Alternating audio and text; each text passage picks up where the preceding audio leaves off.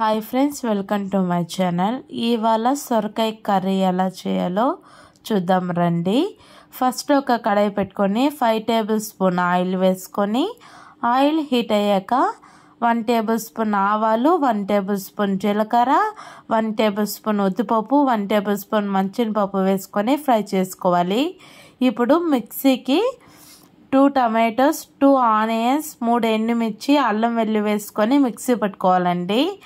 ఇప్పుడు పోపు దినుసులన్నీ వేగిపోయాక 1 onion medium సైజులో cut చేసుకొని వేసుకోవాలి. 2 టమాటో కూడా కట్ చేసుకొని వేసుకున్నానండి.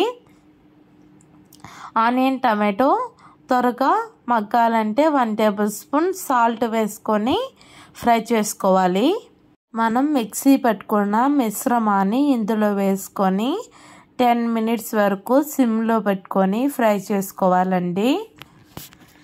ఫ్రై అయ్యేలోపు మన సొరకాయని కట్ చేసుకొని పెట్టుకుందాం. ఇప్పుడు ఒక చిన్న గ్లాసు నిండా పెసరపప్పు తీసుకొని కడిగి ఇందులోనే వేసుకుందామండి. ఇది ఒక 10 మినిట్స్ వరకు సిమ్లోనే పెట్టుకొని ఫ్రై చేసుకోవాలి. ఎవరైతే మన ఛానల్ని ఫస్ట్ టైం చూస్తున్నారో ప్లీజ్ సబ్స్క్రైబ్ చేయండి, లైక్ చేయండి, షేర్ చేయండి, కామెంట్ చేయండి. Thank you. ఇప్పుడు పప్పు ఇలాగా ఫ్రై అయ్యాక మనం కట్ చేసి పెట్టుకున్న సొరకాయని ఇందులో వేసుకొని ఫ్రై చేసుకోవాలండి. ఒక 10 మినిట్స్ వరకు ఫ్రై చేసుకోవాలి.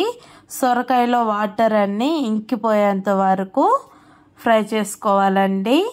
ఇప్పుడు 1 టేబుల్ స్పూన్ పసుపు వేసి ఫ్రై చేసుకుందాం. 1 టేబుల్ స్పూన్ కారం వేసుకొని ఫ్రై చేసుకుందామండి.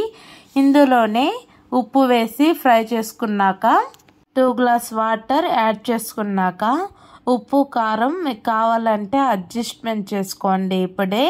ఇప్పుడు కుక్కర్కి మూత పెట్టి 2 విజిల్స్ రానియాలండి.